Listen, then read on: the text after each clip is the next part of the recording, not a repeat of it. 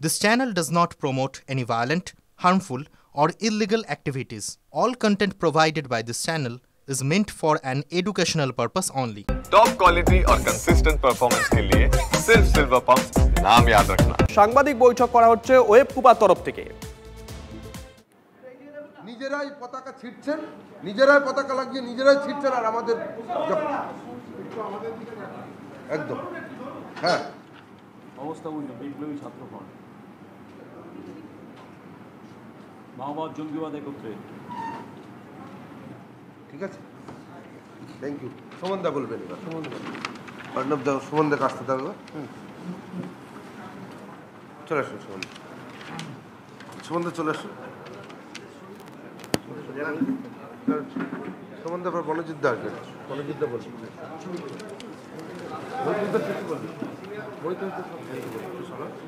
হ্যাঁ চলে আসুন।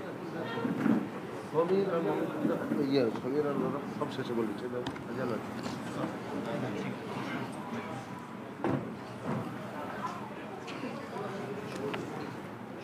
নমস্কার। আজকে আমাদের সামনে উপস্থিত আছেন আপনারা বিভিন্ন প্রিন্ট এবং ইলেকট্রনিক এবং ডিজিটাল মিডিয়ার বিভিন্ন জন। আমার আগে অধ্যাপক সেলিম মণ্ডল, প্রদীপ্ত মুখোপাধ্যায় এবং অর্ণব সাহা তাদের মতো করে আপনাদের সামনে আমাদের আজকের এই প্রেস কনফারেন্সের কারণটা কি সেগুলো আমরা বিশদভাবে বলেছেন। আমি যেটা উল্লেখ করতে চাই প্রশ্ন হিসাবে, যে দেখুন, এটা West Bengal college and university professors অ্যাসোসিয়েশনের এজিএম ছিল, অ্যানুয়াল জেনারেল মিটিং। আমরা যাদবপুর দখল করতেও যাইনি আর যাদবপুরে সাম্রাজ্য বিস্তার করতেও যাইনি।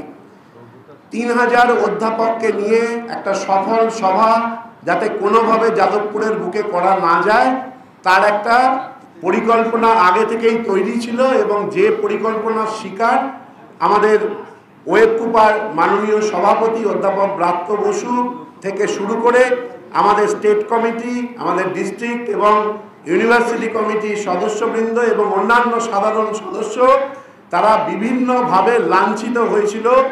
4টের পর 11টা থেকে গণ্ডগোলের শুরু, প্রদীপ্ত এবং অর্ণব ইতিমধ্যে বলেছে। 4টের পর যখন বারবার অনুরোধ করা সত্ত্বেও এসএফআই ছাড়া অন্য কোনো সংগঠনের তরফ থেকে ডেপুটেশন পড়লো না, তখন আমাদের মাননীয় সভাপতি তিনি বেরোনোর উদ্যোগ করলেন এবং সামনে এসে গাড়িতে উঠতে লাগলেন। আপনারা ছবিগুলোতে দেখেছেন। আমি জানি না কোনো শিক্ষা প্রতিষ্ঠানে একজনের গাড়ির ওপর নাচানাচি করছে, তারা গাড়ির সামনে একটা বিশাল প্ল্যাকার্ড লাগিয়ে দিয়েছে এবং বাঁ দিক এবং ডান দিকের যে উইন্ডশিল্ড, সেই উইন্ডশিল্ডটা ভেঙে দেওয়া হয়েছে। আমাদের অধ্যাপক ব্রাত্য বসুকে যেভাবে ঠেলাঠেলি করা হয়েছে, আমরা খুব আশঙ্কা প্রকাশ করছিলাম যে উনি যে কোনো মুহূর্তে পড়ে যেতে পারতেন। ওনার ঘাড়ে আঘাত করা হয়েছে এবং যে শব্দবন্ধ ব্যবহার হয়েছে, দুর্ভাগ্যের কথা কোনো শিক্ষা প্রতিষ্ঠানে কোনো সুস্থ ছাত্রছাত্রী সেই ধরনের শব্দ ব্যবহার করতে পারে না। আমি বারবার বলছি, কোনো সুস্থ শিক্ষা প্রতিষ্ঠানের সুস্থ ছাত্রছাত্রী এই ধরনের শব্দবন্ধ ব্যবহার করতে পারে না। এবং সেই ধরনের কথা শুধু তারা যে আমাদের মাননীয় সভাপতিকে বলেছে তাই নয়, যারাই আমাদের তরফে হাত জোড় করে তাদেরকে থামানোর চেষ্টা করেছে, প্রত্যেককে নানাভাবে বিব্রত করার চেষ্টা হয়েছে।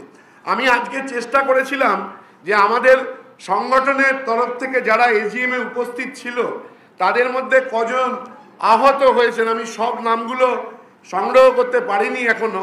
এখনো পর্যন্ত 30 জনের নাম পেয়েছি, যারা সেই অনুষ্ঠানে ওই দুর্বিনীত ছাত্র, ওরা নয়, ওরা ক্রিমিনাল, এবং এই ক্রিমিনাল ছাত্রদের দ্বারা যারা নানাভাবে আক্রান্ত হয়েছে।